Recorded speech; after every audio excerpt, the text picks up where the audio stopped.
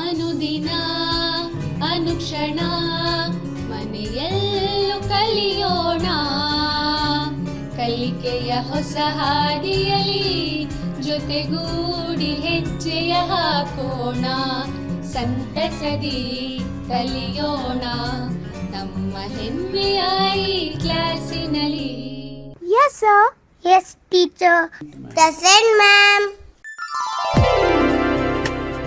ಎಲ್ಲರಿಗೂ ನಮಸ್ಕಾರ. ಕನ್ನಡದ ಸಂವೇದ ಈ ಕಲಿಕಾ ತರಗತಿಗೆ ಎಲ್ಲರಿಗೂ ಸ್ವಾಗತ. ದ.ರಾ. ಬೇಂದ್ರೆ ಅವರು ಬರೆದಿರುವಂತಹ ಬೆಳಗು ಜಾವ ಅನ್ನುವಂತಹ ಪದ್ಯವನ್ನು ಅಭ್ಯಾಸ ಮಾಡ್ತಾ ಇದ್ವಿ. ಈಗಾಗಲೇ 1ನೇ ನುಡಿಯನ್ನು ಮತ್ತು 2ನೇ ನುಡಿಯನ್ನು ಅಭ್ಯಾಸ ಮಾಡಿದ್ದು. ವಿದ್ಯೆ ಉಳ್ಳವನ ಮುಖವು ಮುದ್ದು ಬರುವಂತಿಕ್ಕು, ವಿದ್ಯೆ ಇಲ್ಲದವನ ಮುಖವು ಹಾಳೂರ ಹದ್ದಿನಂತಿಕ್ಕು ಸರ್ವಜ್ಞ. ನೋಡ್ರಿ, ನಮ್ಮ ಮುಖದಲ್ಲಿ ಮಂದಹಾಸ, ಸಂತೋಷ, ಮುಖದಲ್ಲಿ ಲಕ್ಷಣ ಕಾಣಬೇಕು ಅಂತಂದರೆ ನಮ್ಮಲ್ಲಿ ಜ್ಞಾನ ತುಂಬಿರಬೇಕು ಒಳಗಡೆ. ಯಾರಲ್ಲಿ ಜ್ಞಾನ ಹೆಚ್ಚಾಗಿರುತ್ತೋ ಅವನ ಮುಖ ನೋಡುವುದಕ್ಕೆ ಮುದ್ದು ಬರುವಂತೆ ಇರುತ್ತೆ. ಯಾರ ಮುಖದಲ್ಲಿ ಆ ಒಂದು ವಿದ್ಯೆಯ ಲಕ್ಷಣಗಳು ಕಾಣಿಸೋದಿಲ್ವೋ, ಇವನು ಅಭ್ಯಾಸ ಮಾಡ್ತಾ ಇಲ್ಲ, ಇವನು ಸರಿಯಾಗಿ ಓದ್ತಾ ಇಲ್ಲ ಅಂತ ನಾವು ಅನ್ಕೋತೀವೋ, ಅಂಥವನ ಮುಖ ಹೇಗಿರುತ್ತೆ ಅಂದರೆ ಹಾಳೂರ ಹದ್ದು. ನೋಡಿರಿ, ಹದ್ದಿನ ಮುಖನೇ ಚೆನ್ನಾಗಿರೋದಿಲ್ಲ ಒಂದನೇದ್ದು. ಎರಡನೇದಾಗಿ ಹಾಳೂರು, ಅಲ್ಲಿ ಏನೂ ತಿನ್ನೋದು ಸಿಗೋಲ್ಲ.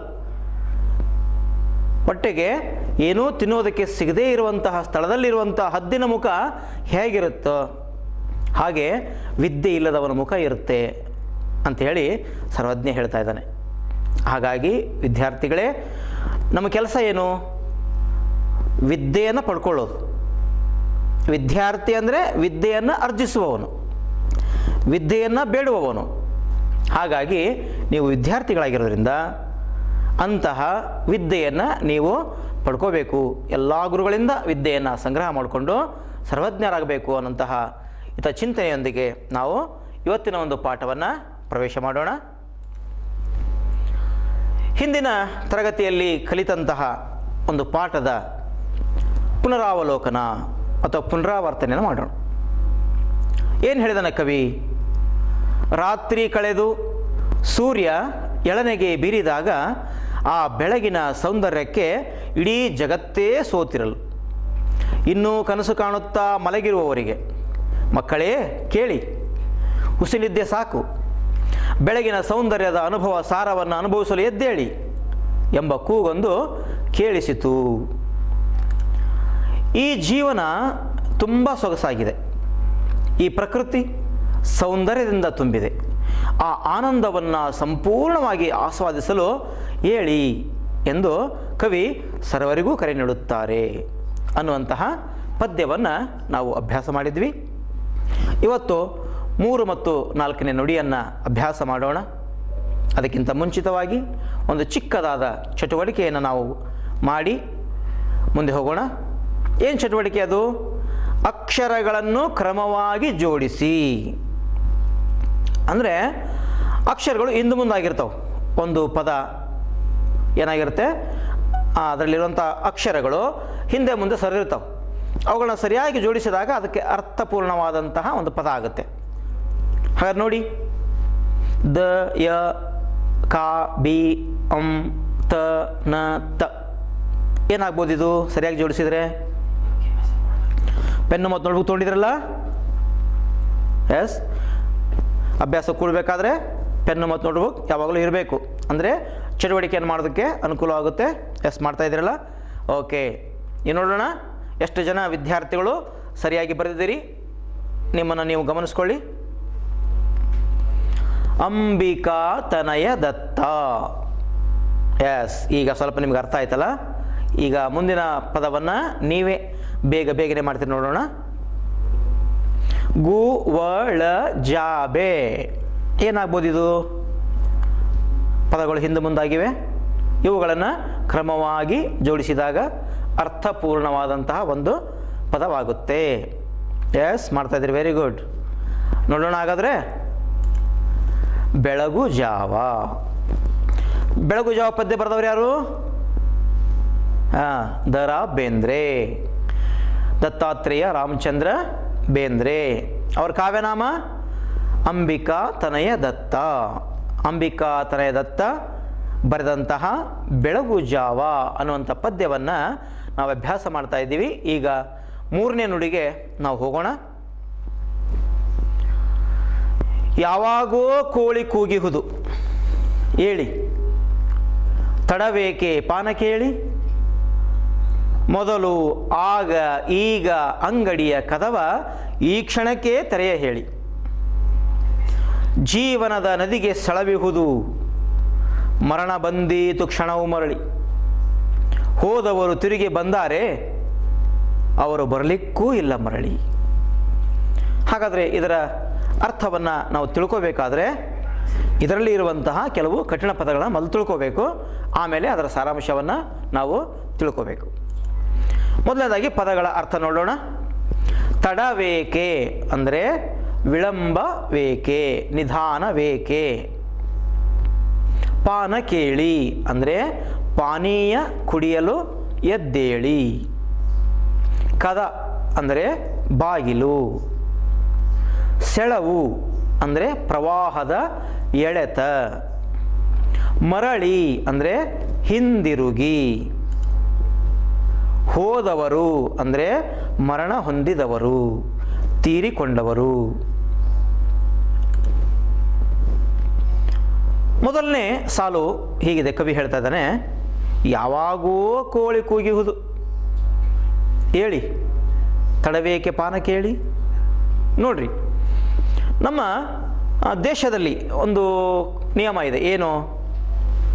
ಕೋಳಿ ಕೂಗುವುದರ ಆಧಾರದ ಮೇಲೆ ಬೆಳಕು ಹರಿಯಿತು, ಬೆಳಗಾಯಿತು ಅಂತ ಹೇಳಿ ನಮ್ಮ ಜನಪದರು, ನಮ್ಮ ಸಾಮಾನ್ಯ ಜನರು ತಿಳ್ಕೊತಾ ಇದ್ರು. ಅಂದರೆ ಸಾಮಾನ್ಯ ಜನರ ಗಡಿಯಾರ ಯಾವುದು ಅಂತ ಹೇಳಿದರೆ ಅದು ಕೋಳಿ. ಕೋಳಿ ಕೂಗಿತು ಅಂದರೆ ಬೆಳಕು ಹರಿತಾ ಇದೆ, ಬೆಳಗಿನ ಜಾವದ ಹೊತ್ತು.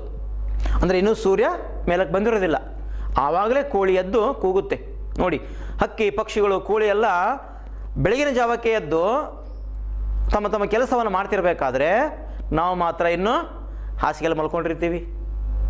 ಆಗ ನಮ್ಮ ತಾಯಿ ಬಂದು ಏಳು ಚಿನ್ನ ಏಳು ಬಂಗಾರ ಅಂತ ಹೇಳಿ ನಮ್ಮನ್ನು ಮುದ್ದು ಮಾಡಿ ಎಬ್ಬಿಸ್ಬೇಕು ಅಲ್ವಾ? ಅದಕ್ಕೆ ತಾಯಿ ಹೇಳ್ತಾ ಇದ್ದಾಳೆ, ಯಾವಾಗೋ ಕೋಳಿ ಕೂಗಿಹುದು. ಅಯ್ಯೋ, ನೀನೇ ಎದ್ದೇ ಇಲ್ವಾ? ಕೋಳಿ ಕೂಗಿ ಬಹಳ ಹೊತ್ತಾಯಿತು ಅಂದರೆ ನಾವಿನ್ನೂ ಹಾಸಿಗೆಯಲ್ಲೇ ಇದ್ದೀವಿ. ಅದಕ್ಕೆ ಕವಿ ಹೇಳ್ತಾನೆ, ಕೋಳಿ ಕೂಗಿ ಬಹಳ ಹೊತ್ತಾಯಿತು ಅಂದರೆ ಸೂರ್ಯೋದಯ ಆಗಿ ಬಹಳ ಹೊತ್ತಾಯಿತು, ಏಳು, ತಡ ಮಾಡಬೇಡಿ. ಪಾನ ಕೇಳಿ ಅಂದರೆ ನಮ್ಮ ದೇಹವನ್ನು ಮತ್ತೆ ಗಟ್ಟಿಮುಟ್ಟಾಗಿಸೋದಕ್ಕೆ, ನಮ್ಮ ದೇಹಕ್ಕೆ ಚೈತನ್ಯ ಕೊಡೋದಕ್ಕೆ ಏನಾದರೂ ಒಂದು ದ್ರವ ಪದಾರ್ಥ ಬೇಕಲ್ಲ. ಹಾಲು ಅಥವಾ ಹಣ್ಣಿನ ರಸ, ಕಷಾಯ, ಯಾವುದಾದ್ರೂ ಒಂದು ಆಹಾರವನ್ನು ಸೇವಿಸೋದ್ರ ಮುಖಾಂತರ ನಮ್ಮ ದೇಹವನ್ನು ಏನು ಮಾಡಬೇಕಾಗಿದೆ? ಚೈತನ್ಯಗೊಳಿಸಬೇಕಾಗಿದೆ. ಅದಕ್ಕೋಸ್ಕರ ಎದ್ದೇಳಿ, ಬೇಗನೆ ಎದ್ದು ಪಾನ ಕೇಳಿಯನ್ನು ಮಾಡಿ. ಅಂದರೆ ದೇಹಕ್ಕೆ ಬೇಕಾದಂತಹ ದ್ರವ ಪದಾರ್ಥಗಳನ್ನು ಸೇವನೆ ಮಾಡಿ. ಮೊದಲಾಗಲೀಗ ಅಂಗಡಿಯ ಕದವ ಈ ಕ್ಷಣಕ್ಕೆ ತೆರೆಯ ಹೇಳಿ.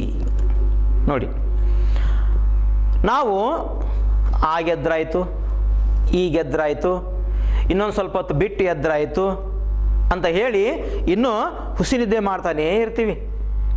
ಆದರೆ ನೋಡಿ, ಹಕ್ಕಿ ಪಕ್ಷಿಗಳು ನೋಡಿ ಹೇಗೆ ತಮ್ಮ ಗೂಡನ್ನು ಬಿಟ್ಟು ತಮ್ಮ ದೈನಂದಿನ ಚಟುವಟಿಕೆಯನ್ನು ಆರಂಭ ಮಾಡ್ತಾ ಇವೆ.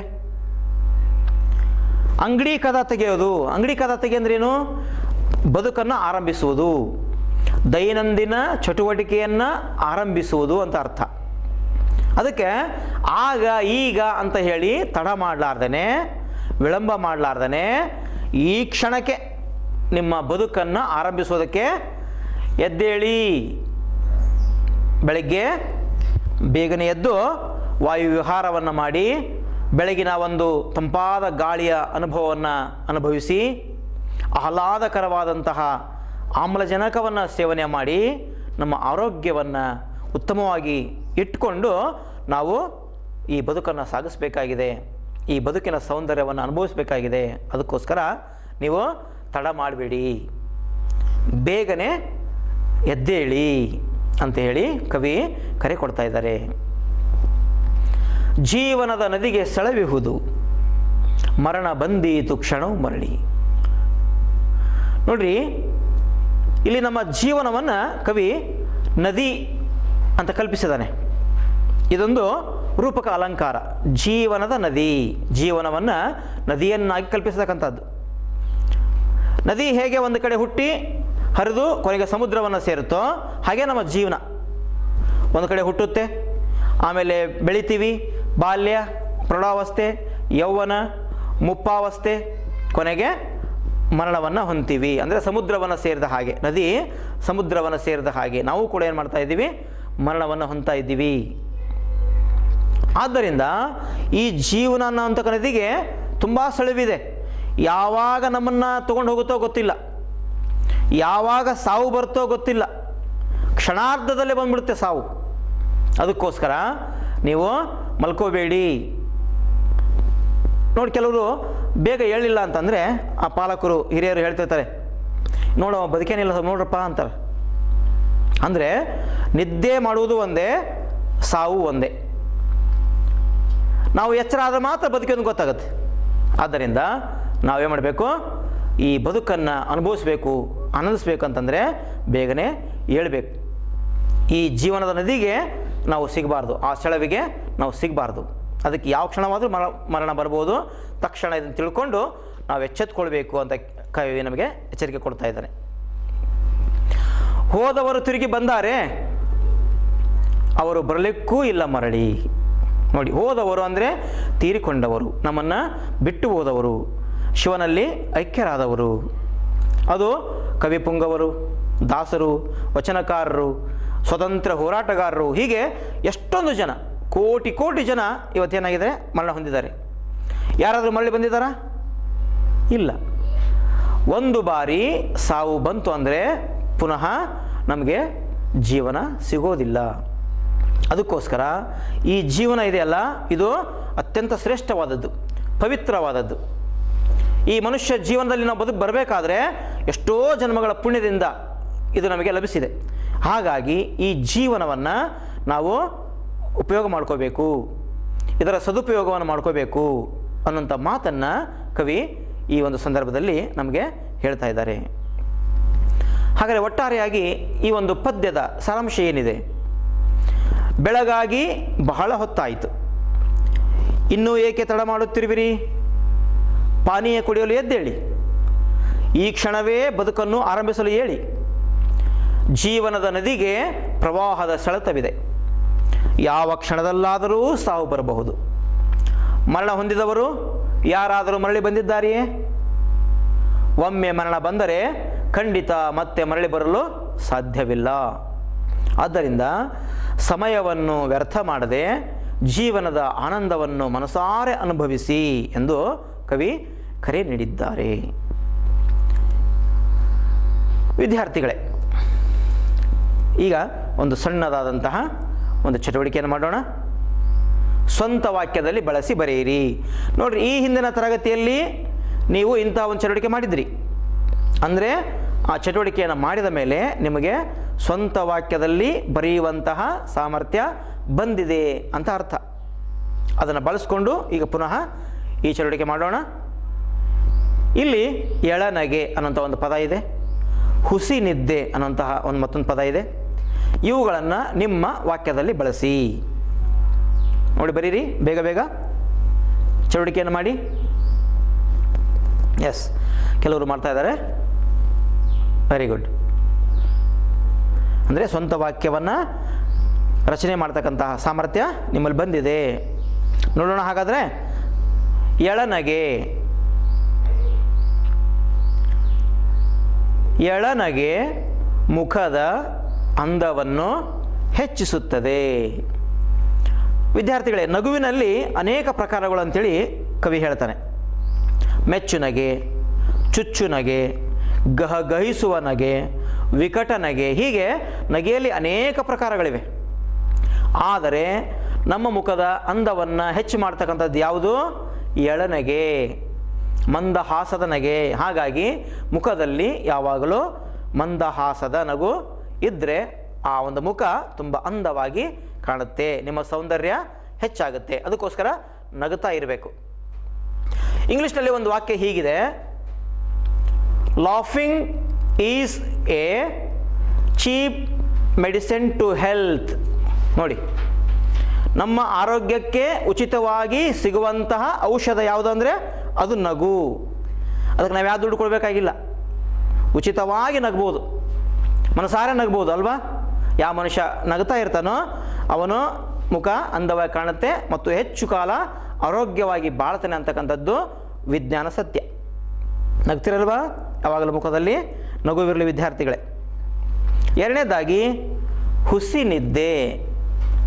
ಹುಸಿ ನಿದ್ದೆ ಸಮಯವನ್ನು ಹಾಳು ಮಾಡುತ್ತದೆ. ಎಚ್ಚರ ಆಗಿದ್ದರೂ ಕೂಡ ನಾವು ಹೇಳಾರ್ದೇ ಇನ್ನೂ ಮಲ್ಕೊಂಡಿದ್ರೆ ಸಮಯ ವ್ಯರ್ಥವಾಗಿ ಹಾಳಾಗುತ್ತೆ. ಅದಕ್ಕೆ ಎಚ್ಚರ ಆದ ತಕ್ಷಣವೇ ಎದ್ದು ಬಿಡಬೇಕು. ಅದು ಜೀವಂತಿಕೆಯ ಒಂದು ಲಕ್ಷಣ. Very good. ನೋಡಿ, ಈ ರೀತಿಯಾಗಿ ನೀವು ಕೂಡ ಇನ್ನುಳಿದಂತಹ ನಿಮ್ಮ ಪಠ್ಯದಲ್ಲಿರುವಂತಹ ಪದಗಳನ್ನು ಬಳಸಿ ಸ್ವಂತ ವಾಕ್ಯ ರಚನೆ ಮಾಡುವುದನ್ನು ಕಲಿತ್ಕೊಂಡು ನಿಮ್ಮ ಗುರುಗಳಿಗೆ ತೋರಿಸಿ. ಇನ್ನು ಬೆಳಗು ಜಾವ ಪದ್ಯದ 4ನೆಯ ನುಡಿಗೆ ನಾವು ಹೋಗೋಣ. ಬಾನ್ ಹೊಗರಲುಂಟು, ಮರ ಚಿಗುರಲುಂಟು, ಬರಲುಂಟೆ ಸುಗ್ಗಿ ಮತ್ತೆ, ಮುಳುಗಿರಲಿ ಮುಪ್ಪು ಚಿಂತನದಿ ತಾನು ಹರೆಯಕ್ಕೆ ಬೇರೆ ಹೊತ್ತೆ ಅನ್ನುವಂತಹ ಕೇವಲ 2 ಸಾಲಿನ ಪದ್ಯವನ್ನು ಕವಿ ಕೊನೆಯಲ್ಲಿ ಬರೆದಿದ್ದಾನೆ. ಹಾಗಾದರೆ ಈ ಪದ್ಯವನ್ನು ಅರ್ಥೈಸ್ಕೊಳ್ಬೇಕಾದ್ರೆ ಮೊದಲು ಕಠಿಣ ಪದಗಳನ್ನು ತಿಳ್ಕೋಬೇಕು. ಪದಗಳ ಅರ್ಥ. ಬಾನ್ ಅಂದರೆ ಏನು? ಆಕಾಶ. ಹೊಗರು ಅಂದರೆ ಕಾಂತಿ. ಚಿಗುರು ಅಂದರೆ ಮೊಳಕೆ ದೋರು ಅಥವಾ ಅಂಕುರಿಸು. ಸುಗ್ಗಿ ಅಂದರೆ ಧಾನ್ಯಗಳ ಕೊಯ್ಲಿನ ಕಾಲ. ಹೊತ್ತು ಅಂದರೆ ಸಮಯ. ಮುಪ್ಪು ಮುದಿತನ. ಹರೆಯ ಅಂದರೆ ಯೌವನ. ಹಾಗಾದರೆ ಈ ಒಂದು ಪದ್ಯದ ಅರ್ಥವನ್ನು ನಾವೀಗ ಚಿತ್ರಸಹಿತವಾಗಿ ತಿಳ್ಕೊಳ್ಳೋಣ. ಬಾನ್ ಹೊಗರಲುಂಟು ಅಂದರೆ ಆಕಾಶ ಒಮ್ಮೆ ಕಾಂತಿಯನ್ನು ಕಳೆದುಕೊಳ್ಳುತ್ತೆ, ಮತ್ತೊಮ್ಮೆ ಕಾಂತಿಯನ್ನು ಪಡೆದುಕೊಳ್ಳುತ್ತೆ. ಒಮ್ಮೆ ಕಾಂತಿಯನ್ನು ಕಳ್ಕೋಬೋದು, ಮತ್ತೊಮ್ಮೆ ಕಾಂತಿಯನ್ನು ಪಡ್ಕೋಬಹುದು. ಮರ ಚಿಗುರಲುಂಟು. ನೋಡಿ, ಇಲ್ಲಿ ಮರ ಏನಾಗ್ತಾ ಇದೆ, ಎಲೆಗಳನ್ನು ಬಿಟ್ಟು ಅದು ಚಿಗುರ್ತಾ ಇದೆ. ಅದಾದ ನಂತರ ಅದರ ಗಿಡದ ತುಂಬ ಎಲೆಗಳು ತುಂಬಿಕೊಳ್ತವೆ, ಹೂಗಳಾಗ್ತವೆ, ಕಾಯಿಗಳಾಗ್ತವೆ, ಹಣ್ಣುಗಳಾಗ್ತವೆ. ಅದಾದ ಮೇಲೆ ಪುನಃ ಎಲೆಗಳು ಮುಪ್ಪಾವಸ್ಥೆಯನ್ನು ತಲುಪಿ ಅವು ಉದುರೋಕ್ಕೆ ಶುರುವಾಗ್ತವೆ. ಕೊನೆಗೆ ಒಂದಿನ ಏನಾಗುತ್ತೆ, ಎಲ್ಲ ಎಲೆಗಳು ಉದುರಿ ಹೋಗ್ತವೆ. ಅಷ್ಟಕ್ಕೆ ನಿಂತ ಇಲ್ಲ, ಮತ್ತೆ ಪುನಃ ಏನಾಗುತ್ತೆ, ಮತ್ತೆ ಮರ ಚಿಗುರುತ್ತೆ, ಮತ್ತೆ ಹೂ ಕಾಯಿ ಬಿಡುತ್ತೆ, ಮತ್ತೆ ಎಲೆಗಳು ಹಣ್ಣಾಗ್ತವೆ, ಉದುರ್ತವೆ, ಮತ್ತೆ ಗಿಡ ಬರಿದಾಗುತ್ತೆ. ಇದು ನಿರಂತರ ಪ್ರಕ್ರಿಯೆ. ಆಕಾಶ ಒಮ್ಮೆ ಕಾಂತಿಯನ್ನು ಕಳ್ಕೊಳ್ಳುತ್ತೆ, ಒಮ್ಮೆ ಕಾಂತಿಯನ್ನು ಪಡ್ಕೊಳ್ಳುತ್ತೆ. ಮರ ತನ್ನ ಎಲೆಗಳನ್ನೆಲ್ಲ ಕಳ್ಕೊಳ್ಳುತ್ತೆ, ಮತ್ತೆ ಚಿಗುರುತ್ತೆ. ಆದರೆ ಬರಲುಂಟೆ ಸುಗ್ಗಿ ಮತ್ತೆ. ನೋಡ್ರಿ, ಧಾನ್ಯಗಳ ಕಟಾವಿನ ಕಾಲ ಮತ್ತೆ ಮತ್ತೆ ಬರೋಕ್ಕೆ ಸಾಧ್ಯನೇ? ಇಲ್ಲಿ ಸುಗ್ಗಿ ಅಂತಂದರೆ ಕವಿ 2 ಅರ್ಥದಲ್ಲಿ ಬಳಸಿದ್ದಾರೆ. ಒಂದು ಧಾನ್ಯಗಳ ಕಟಾವಿನ ಕಾಲ, ಇನ್ನೊಂದು ಸುಗ್ಗಿ ಅಂದರೆ ನಮ್ಮ ಜೀವನದಲ್ಲಿ ಬರುವಂತಹ ಯೌವನದ ಕಾಲ, ಯೌವನಾವಸ್ಥೆ. ಅಂದರೆ ಮನುಷ್ಯನ ಜೀವನದಲ್ಲಿ ಬಾಲ್ಯ ಅಂತಕ್ಕಂಥದ್ದು ಒಮ್ಮೆ ಬರುತ್ತೆ, ಯೌವನ ಅಂತಕ್ಕಂಥದ್ದು ಒಮ್ಮೆ ಬರುತ್ತೆ, ಮುಪ್ಪು ಕೂಡ ಒಂದೇ ಸಲ ಬರುತ್ತೆ. ನಾವು ಮುಪ್ಪಾವಸ್ಥೆಯಲ್ಲಿದ್ದಾಗ ನನಗೆ ಮತ್ತೆ ಬಾಲ್ಯ ಬೇಕು, ನನಗೆ ಮತ್ತೆ ಯೌವನ ಬೇಕು ಅಂತ ಕೇಳಿದರೆ ಅದು ಬರೋದಿಲ್ಲ. ಹಾಗಾಗಿ ನಾವು ಯಾವ್ಯಾವ ಕಾಲಕ್ಕೆ ಏನೇನು ಮಾಡಬೇಕೋ ಆ ಚಟುವಟಿಕೆಯನ್ನು ಮಾಡೋದ್ರ ಮುಖಾಂತರ ನಮ್ಮ ಬದುಕನ್ನು ಹಸನಾಗಿಸ್ಕೊಳ್ಬೇಕು. ಮಿಂಚಿ ಹೋದ ಕಾಲಕ್ಕೆ ಚಿಂತಿಸಿ ಫಲವೇನು? ಅದಕ್ಕೋಸ್ಕರ ನಮ್ಮ ಜೀವನದಲ್ಲಿ ಸುಗ್ಗಿ ಅಂತಕ್ಕಂಥದ್ದು ಮತ್ತೆ ಮತ್ತೆ ಅದು ಬರೋದಿಲ್ಲ.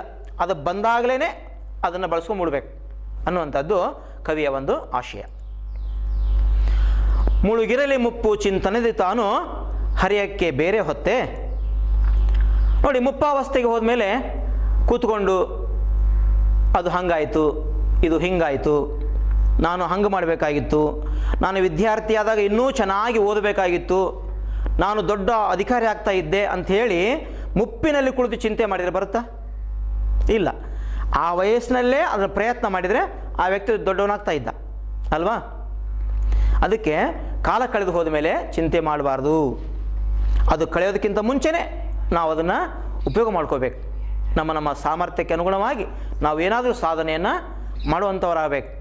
ಅದಕ್ಕೋಸ್ಕರ ನಮ್ಮ ಜೀವನದಲ್ಲಿ ಮತ್ತೆ ಮತ್ತೆ ಬೇಕು ಅಂದರೆ ನಮಗೆ ಹರೆಯ ಸಿಗೋದಿಲ್ಲ, ನಮ್ಮ ಯೌವನ ಮತ್ತೆ ಮತ್ತೆ ನಮಗೆ ಬರೋದಿಲ್ಲ. ಅದಕ್ಕೆ ಬೇರೆ ಹೊತ್ತು ಅಂತಕ್ಕಂಥದ್ದಿಲ್ಲ. ಅದನ್ನು ಕವಿ ಹೆಂಗೆ ಹೇಳಿದಾನೆ? ಆಕಾಶ ಒಂದು ಸಲ ಕಾಂತಿಯನ್ನು ಪಡ್ಕೊಳ್ಳುತ್ತೆ, ಒಮ್ಮೆ ಕಾಂತಿಯನ್ನು ಕಳ್ಕೊಳ್ಳುತ್ತೆ. ಮರ ಒಮ್ಮೆ ಚಿಗುರುತ್ತೆ, ಒಂದು ಸಲ ಒಣಗುತ್ತೆ. ಆದರೆ ಮನುಷ್ಯ ಜೀವನದಲ್ಲಿ ಇದು ಅಸಾಧ್ಯ. ಇದು ನಿಸರ್ಗದಲ್ಲಿ ಸಾಧ್ಯ, ಆದರೆ ಮನುಷ್ಯ ಜೀವನದಲ್ಲಿ ಸಾಧ್ಯ. ನಮ್ಮ ಜೀವನದಲ್ಲಿ ಬಾಲ್ಯ ಒಂದೇ ಸಲ ಬರ್ತಕ್ಕಂಥದ್ದು. ಆದ್ದರಿಂದ ವಿದ್ಯಾರ್ಥಿಗಳೇ, ನಿಮ್ಮ ಈ ಬಾಲ್ಯದಲ್ಲಿ ಏನೇನು ಓದಬೇಕಾಗಿದೆಯೋ, ಏನು ಅಭ್ಯಾಸ ಮಾಡಬೇಕಾಗಿದೆಯೋ ಅದನ್ನು ಚೆನ್ನಾಗಿ ಅಭ್ಯಾಸ ಮಾಡಿ ಹೆಚ್ಚು ಅಂಕಗಳನ್ನು ಗಳಿಸೋದ್ರ ಮುಖಾಂತರ ನಿಮ್ಮ ತಂದೆ ತಾಯಿಗಳಿಗೆ ಖುಷಿಯನ್ನು ನೀಡಿ ಒಳ್ಳೆಯ ಉದ್ಯೋಗವನ್ನು ನೀವು ಸಂಪಾದನೆ ಮಾಡುವಂಥ ವಿದ್ಯಾರ್ಥಿಗಳಾಗಬೇಕು.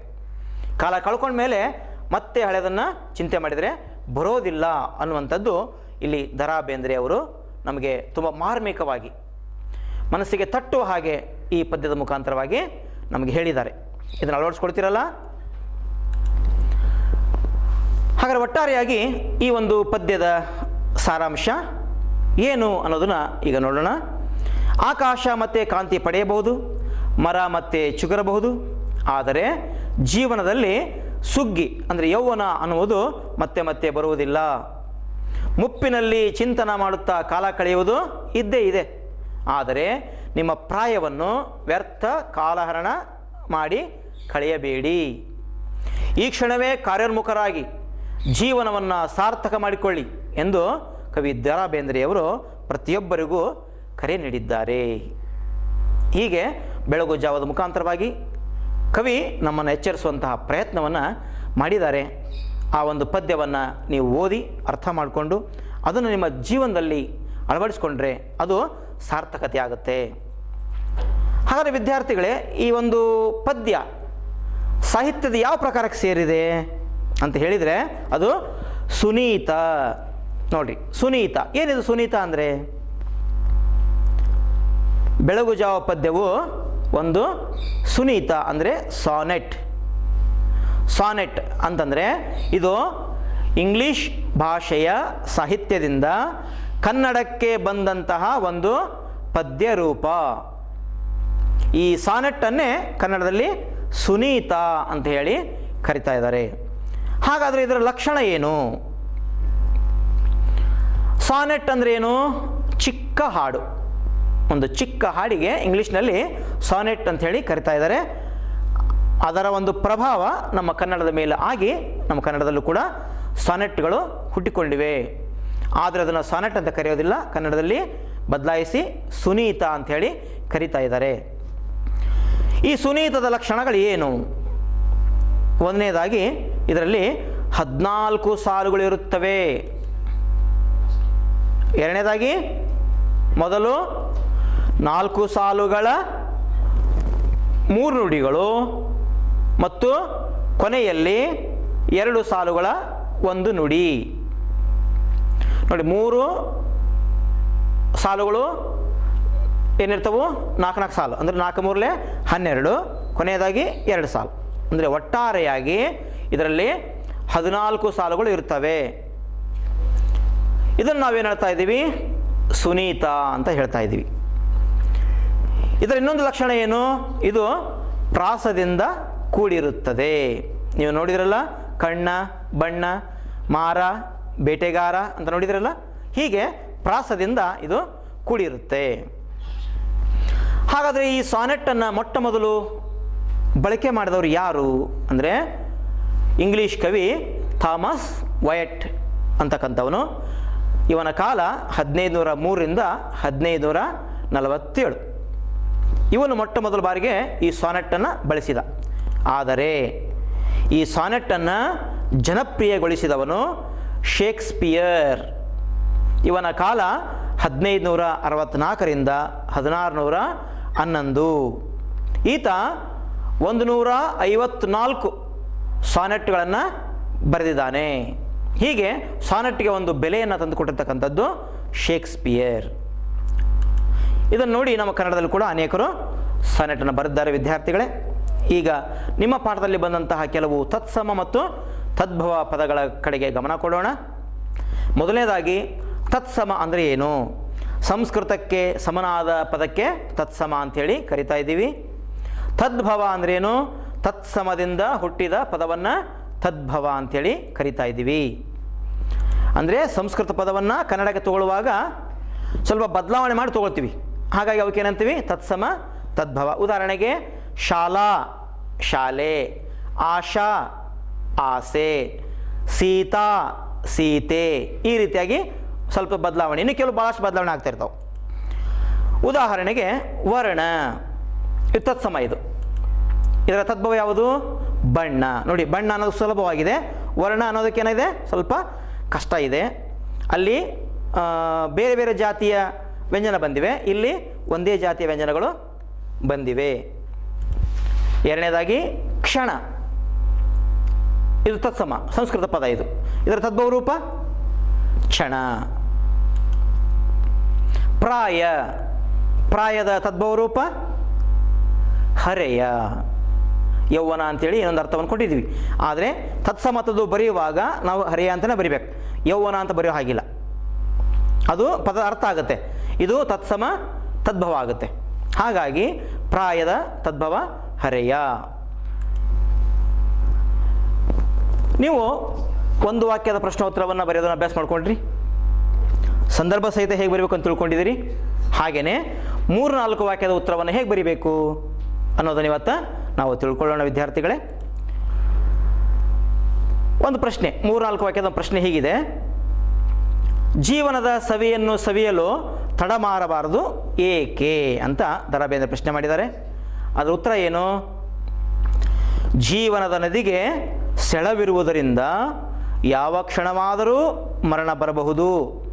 ಒಮ್ಮೆ ಮರಣ ಬಂದರೆ ಮತ್ತೆ ಬದುಕಿ ಬರಲು ಸಾಧ್ಯವಿಲ್ಲ. ಆದ್ದರಿಂದ ಜೀವನದ ಸವಿಯನ್ನು ಸವಿಯಲು ತಡ ಮಾಡಬಾರದು. ಹಾಗಾದರೆ 3-4 ವಾಕ್ಯ ಅಂದರೆ ನಾವು ಏನು ಗಮನಿಸಬೇಕು?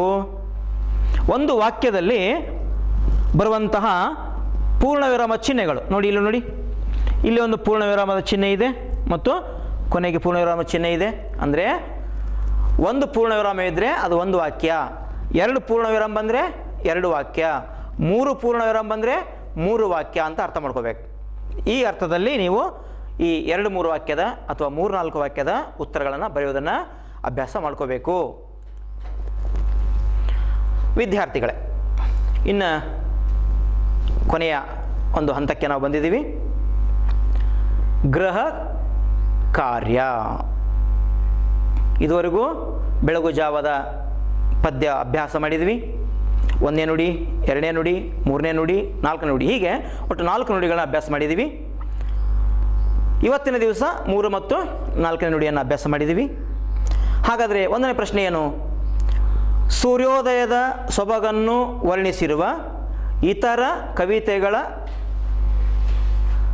ಕವಿತೆಗಳನ್ನು ಸಂಗ್ರಹಿಸಿರಿ, ಅಥವಾ ಇತರ ಕವಿಗಳು ಬರೆದಂಥ ಕವಿತೆಗಳನ್ನು ಸಂಗ್ರಹಿಸಿರಿ. ನೋಡಿ, ನಾನು ಆರಂಭದಲ್ಲೇ ಹೇಳಿದ್ದೆ, ದೊಡ್ಡರಂಗಗೌಡ ಪದ್ಯ ಹೇಳಿದೆ, ದ ರಾ ಬೇಂದ್ರೆಯವರ 2 ಪದ್ಯಗಳನ್ನು ಹೇಳಿದೆ, ಕುವೆಂಪುರ ಒಂದು ಪದ್ಯ ಹೇಳಿದೆ, ಒಂದು ಜನಪದ ಪದ್ಯವನ್ನು ಹೇಳಿದೆ.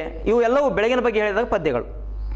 ಇಂತಹ ಇನ್ನೂ ಅನೇಕ ಪದ್ಯಗಳನ್ನು ನೀವು ನಿಮ್ಮ ಗುರುಗಳಿಂದ ಕೇಳಿ, ನಿಮ್ಮ ಶಾಲಾ ಗ್ರಂಥಾಲಯದಿಂದ ಪುಸ್ತಕದಲ್ಲಿ ಪಡ್ಕೊಂಡು ಅದರಲ್ಲಿರ್ತಕ್ಕಂಥ ಪದ್ಯಗಳನ್ನು ಸಂಗ್ರಹಿಸಿ ನಿಮ್ಮ ಗುರುಗಳಿಗೆ ತೋರಿಸಬೇಕು.